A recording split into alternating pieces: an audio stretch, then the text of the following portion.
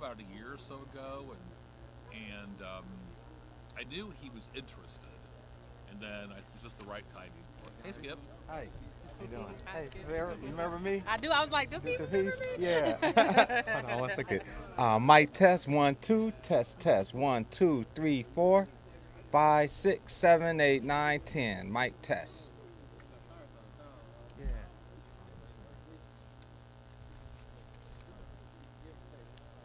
I sat down.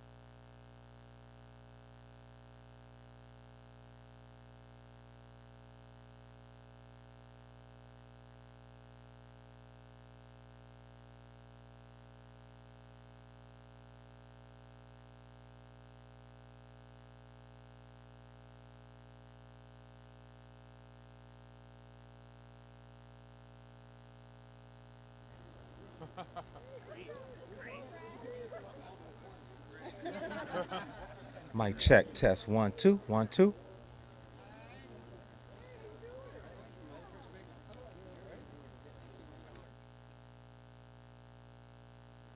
All right, you guys want to join me up here?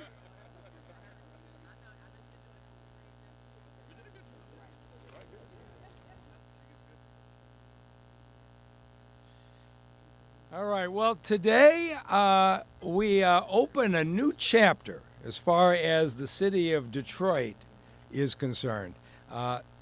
10 years ago when I started as mayor, we had 45,000 abandoned houses, and we were consumed almost entirely with what do we do with those abandoned houses. We've knocked down 25,000. We've gotten 15,000 fixed up, moved families into them. We got 5,000 abandoned houses still left. They're going to be gone in 18 months. But while we were busy dealing with the houses, there were a lot of people in the city thinking about what are we going to do with the land. And the urban farmers and the gardeners in this city have created such beauty and put the vacant land to such good use. And I didn't realize till the last month or so when we proposed the land value tax, I knew I wanted to keep the urban farm movement progressing because of the value. But until I actually started sitting down and listening to the difficulties that the farmers had dealing with the city of Detroit, that I realized we're a typical city government. The city of Detroit is in the business of permitting buildings. It's been 150 years since the city thought about what do we do to encourage farming. And the more I heard about the difficulties about we don't know how to acquire land from the city. We don't know how to acquire land from the land bank. We aren't sure what permits we need. When we get a permit and your inspector shows up, your inspector isn't sure what they're inspecting. I got an outline of a whole city that basically I felt like I was supportive of farming, but our bureaucracy wasn't supportive. And so in the course of the meetings, not only did we make sure that the farmers aren't going to be negatively impacted by the land value tax, we said we want to go further. Because the reality is this. The land bank's got about 60,000 abandoned parcels. Private owners have about another 30,000 vacant parcels. There is going to be a huge need for our urban farmers, our community gardeners, to manage this property, put it to productive use for decades to come. And so we've decided that we're going to fully embrace this. And when I said to the group, what should we do? They said, we'd like to see the city of Detroit appoint a director of urban agriculture, somebody inside the bureaucracy, right? Who makes the rules work for us. And so then I said, if you could pick anybody in the world to be the city of Detroit's first director of urban agriculture, who would you vote for? I don't normally make appointments by majority vote, but in this case it was unanimous. And so I want to introduce you to a leader who helped establish Keep Growing Detroit, who's helped establish the Black Farmers Fund, who's helped hundreds of farmers and gardeners across this city, and who has given me now several lectures on how I need to clean up the Detroit bureaucracy. She's exactly what this city needs. Please welcome Detroit's first ever director of urban agriculture, Tepfirah Rushdan. Tepfirah?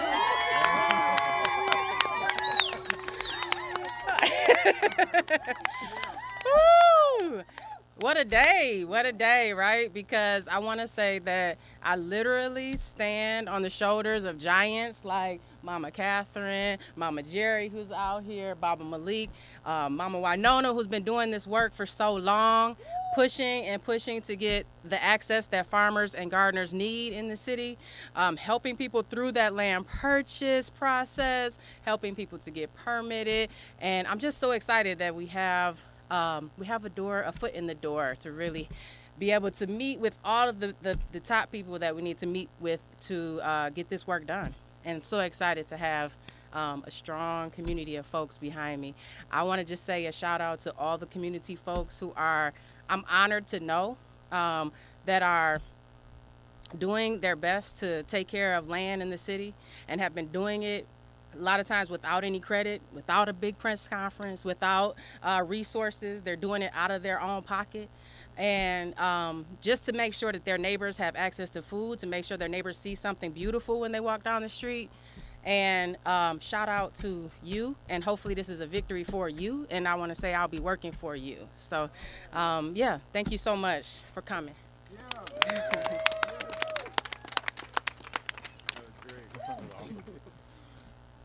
All right, so hi, my name is Brad Dick. I'm the COO for the City of Detroit, and I'll be working with Tepfirah. When we went through the whole process of discussing land value tax, she just shined up in the whole room, and she never stopped with questions, and we just kind of knew she was the one, and then everybody else seemed to agree. And as I always joked with her, I said, well, the CFO loves you, and so does the mayor. So when the CFO and the mayor agree, you know you're in pretty good shape. So we're really glad to have her on board. I'm excited. I think most of you guys know I grew up on a farm my whole life, and it's something I love and want to see more of in Detroit. And I'm glad we're going to literally see farms growing, pun intended, maybe I should say. So with that said, I'd like to introduce two of our favorite council people who would love farming and are always asking us about urban agriculture. Councilmember Benson and Councilmember Durhal. Councilmember Benson has already called me and texted me about 30 ideas and questions already, so I know he's excited. So with that, I'll introduce these two gentlemen. Well, good afternoon. This is a very great day. I can tell you, as we've been going through these discussions about the land use tax, I told the mayor during that time, I said, one of the concerns that I'm hearing from the community are what about our urban farmers? I can tell you I do not have a green thumb. I'm going to be introducing you. I'm still a work in progress, by the way, but I'll be introducing one of our partners and one of my colleagues who's the chair of the Green Task Force here for the city of Detroit. Well, what I can tell you is about the impact that urban farming has had on our communities. When we talk about food deserts, particularly in African American communities, what our urban farmers have done here in the city of Detroit have connected our residents to resources right in the community. They provide beautification, obviously, to areas that may have been once blighted and vacant. And now we're starting to see just our neighborhoods coming together. So I am very thankful to our urban farmers for all your contributions, for helping feed members of our community and keeping us connected. And I look forward to being a partner with you on council as well, as we show, why we're here today, is that our government now is taking urban farming seriously. We're putting our money where our mouth is, and we are getting folks in place who do the real work every day on the ground. So God bless you. With that, I want to introduce my great colleague from the 3rd District. And I got to say this really quick. Council President told me this is her district. She could not be here today, but all of council was very supportive of our urban farmers. I sit on the Eastern Market Partnership Board as well. And so we are just excited and psyched, and we're glad we have our new director who we affectionately call T. So with that, I will turn that over to Member Benson from the 3rd District. All right, thank you, Member Durhal. And thank you, everybody, for being here today. Number one, it's just an honor and a privilege to be here and to be able to talk and welcome our new Director of Agriculture, our first one. So it's great to have our plank owner here today. And then when I look around and I see so many of my bosses, i.e. residents of the 3rd District, here today as well, I know that I am in good company when it comes to urban agriculture. And as many of you know, the northeast side of Detroit has a long history with successfully doing urban ag, community farms, composting, and things of that nature. So it's really looking forward to how we can tie all that together. How do we get our composting together? Can we do curbside composting like they do in other municipalities? What can we do to prioritize agricultural uses for our vacant and blighted land within our neighborhoods as well? Then how do we tie that all in with the economics of producing food in our neighborhoods and then being able to produce safe, healthy food for our families as well as our restaurants as well?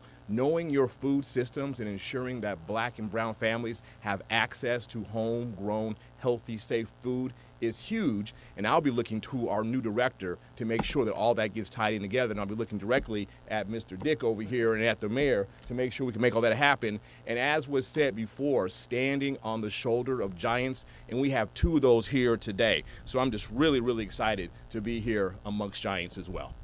Brad? Next, I'd like to introduce 2 final speakers. One is Catherine Underwood, who I imagine is completely thrilled and happy that this is happening today. It's something she's advocated for years.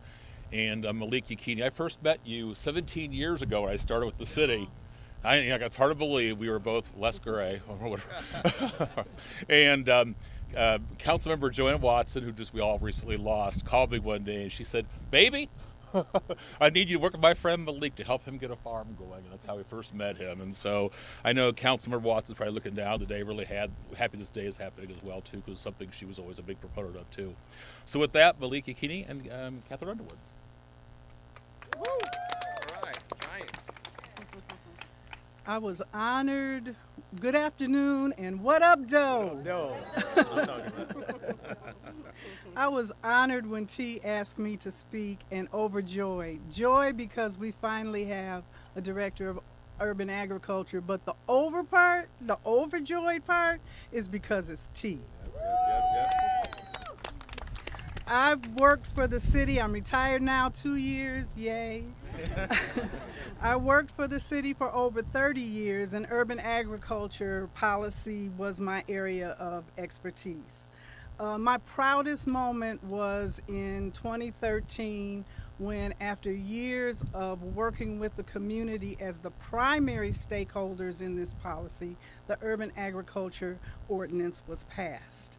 And now, a full decade later, and we've been pushing for it since then, the city had the wisdom to have a director of urban agriculture. I'm going to share briefly how I know T, how she's the perfect person for this position, what I admire about her, and what I think we all have to look forward to. T is a friend, a sister in the struggle, but I consider her a dear daughter. Before I brought my food activism into my job as a city planner, my husband and I were early members of the Garden Resource Program. The Garden Resource Program was conceived, I think, in around 2003 by Ashley Atkinson, and at that time it was a program of the Greening of Detroit. And that's where I first met T, and she was working tirelessly and devoted to all the work around the Garden Resource Program.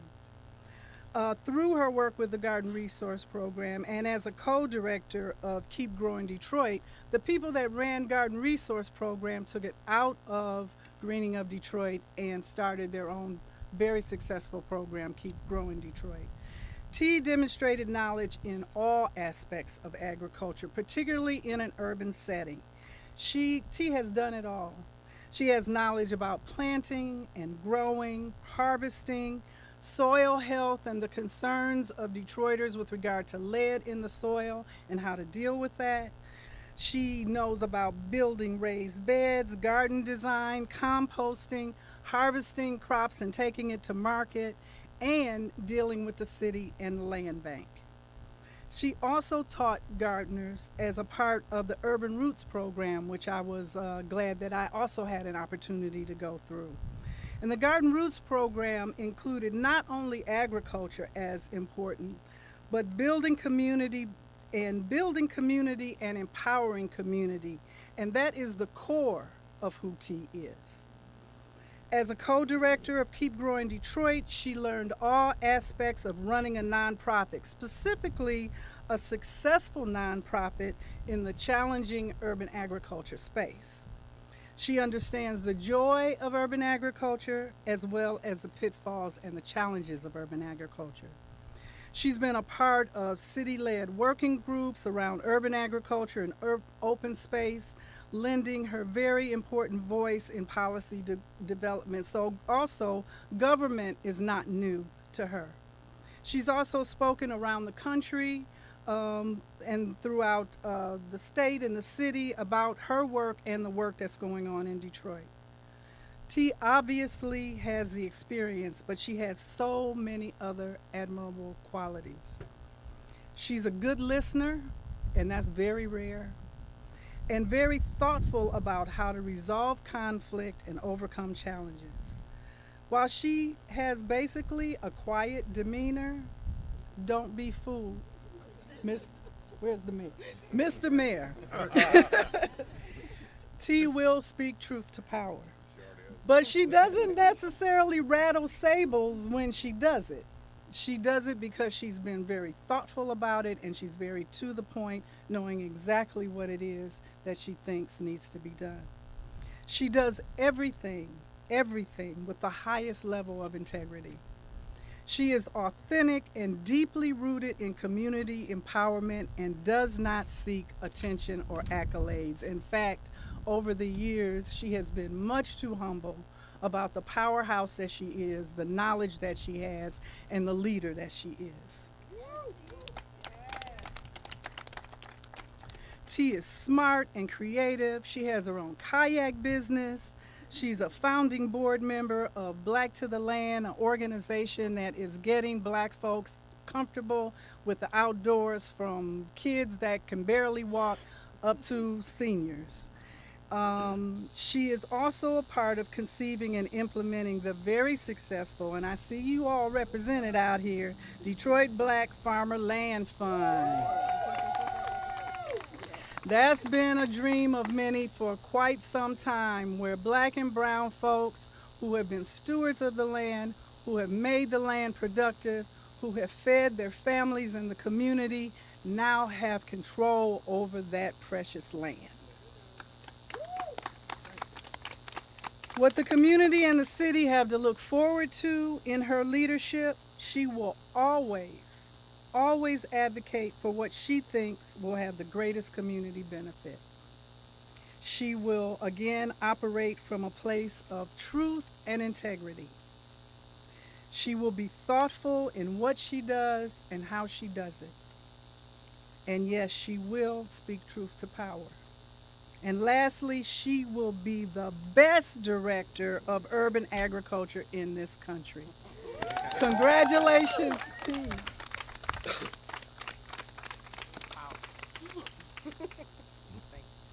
Thank you. It's hard to follow Catherine Underwood. There used to be a time in this city when before you could plant a seed anywhere or transplant, you had to get the authorization and permission of Catherine. She's the Queen Mother, so I think she's passing that mantle to Tepfirah. So I'm also overjoyed that the city has created the Urban Ag Director position, and as Catherine said, many people have been advocating for that for some time, but also triple overjoyed that the person selected was Tepfirah. There's not a better person who could be selected for that position, and I'll say more about that in just a minute. But Detroit now joins other cities like Atlanta, Philadelphia, Washington, D.C., in having a director of urban agriculture, and we're looking forward to this moving our collective work forward. As you might know, Detroit is the urban ag capital of the United States. And so people all across this country and across the world, I have a friend here from Ghana today, Nana is visiting us from Ghana to learn about urban ag in Detroit. People all across this country and across the world are looking at what's happening in Detroit. So it's fitting that we have Tepfirah in this position in order to move our collective work forward. The movement in Detroit is growing. Each year we see we have more and more new growers. And so we need someone to help steward this growing movement and give it some shape and make sure also, as I know Tepfirah will, that it's rooted in justice and equity. We are building food sovereignty.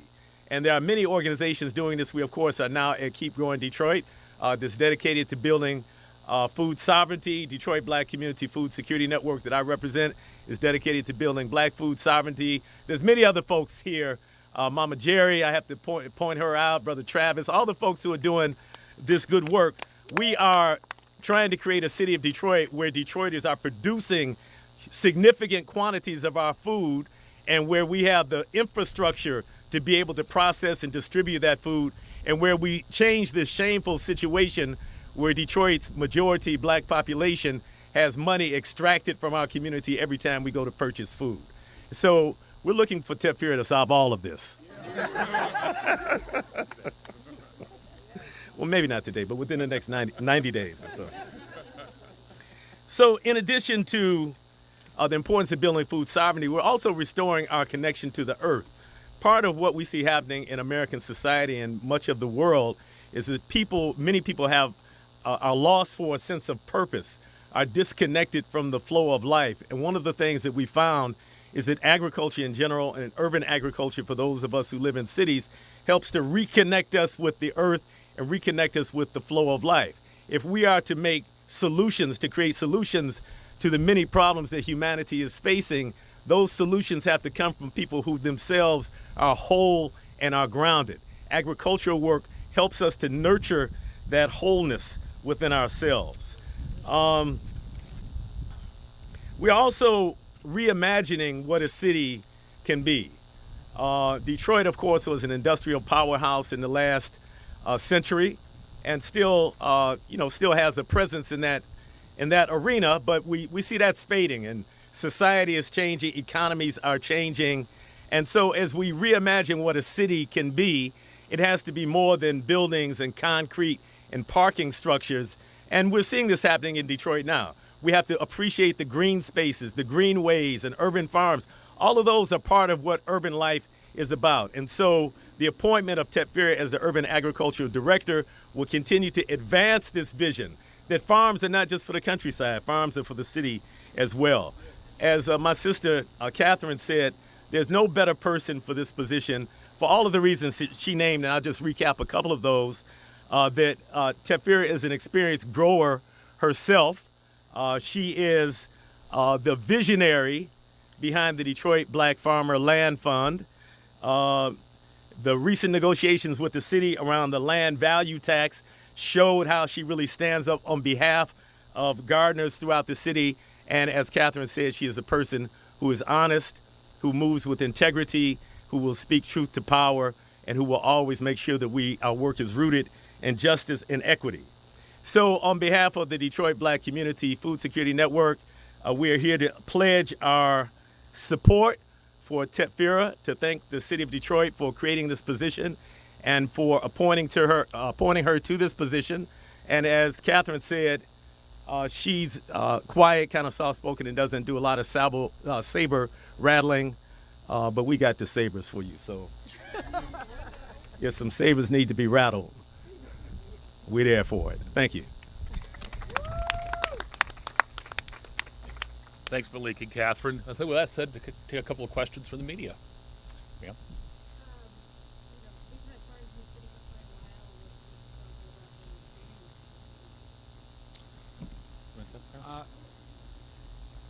So it has been an evolution from the land bank selling property to reluctantly embracing it, to more enthusiastically embracing it, to now really the next natural step. And Ms. Underwood, I just tell you, you may think of Tepfirah as speaking truth to power, but now she is the power. So she'll be able to speak truth to herself. And I think that's the change.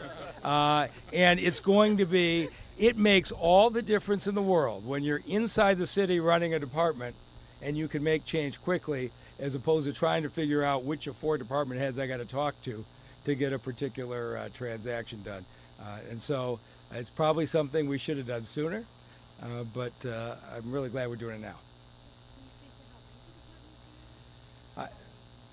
So what you've got, interestingly enough, so it's starting with a director, but what we are doing is saying to the city departments, your job is to support our ag director. Now that means a lot of things. We've got times where the water department is not solving a problem that we need with water backing up onto farm property. We've got problems right there.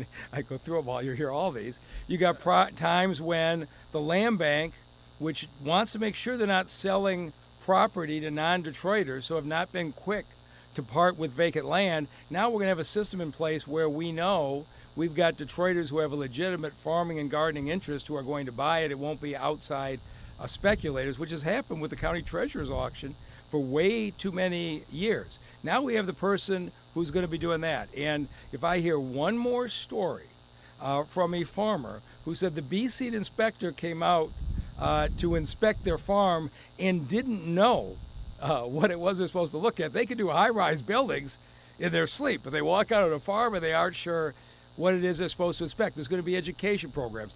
You are now going to have a unified voice within the administration that says urban farming is valued, its expansion is critical to our future, and there is a leader within inside the city that's going to make that happen. And that's what you're going to do, right? All right?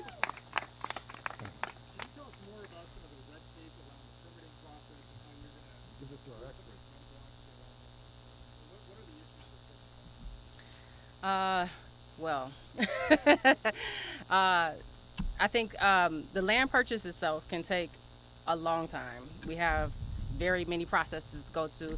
We also want to, like the mayor said, vet the people that are purchasing the land, right? So there's that process. Once they get through the land bank, which can take up to 2 years sometimes. In Mama Jerry's case, she's in the future, took her 15 years, right? And so once they get through that process, then they have to go over to B-Seed and they have to get the proper permitting. That's a back and forth with B-Seed. As the mayor suggested, sometimes they're not sure what they're looking at, what the parameters are. All of that was created with the urban ag ordinance that Catherine stewarded, and so now we have to put it into action at the city level. Yeah.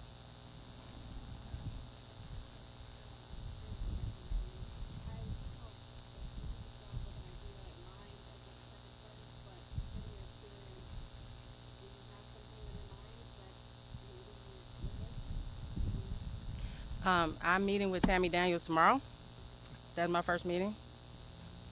And then I'll be meeting with David Bell this week over BC. And the main thing is that a lot of times we find that folks in higher up positions don't know the issues. Like, we're struggling on the ground, and they don't even know, why that struggle is happening. And so conveying those struggles to those people that have the power to move those things is my top priority. I do have a list of priorities that I want to roll out, and I want to do that with the hand of the community. So hoping to be able to form an advisory committee that would help me with that process. And so please stay tuned for that.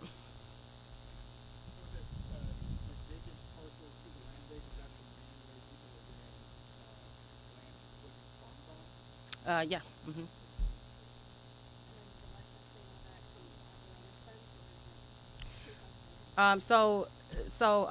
Through my work with Keep Growing Detroit offers one free soil testing per year for gardeners, and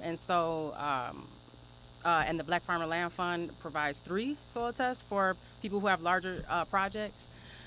So definitely think that we need to be testing these projects. We need to make sure that we're growing safely, as Mr. Benson said, Councilman Benson said. So I think that I'm definitely thinking that we need to do that.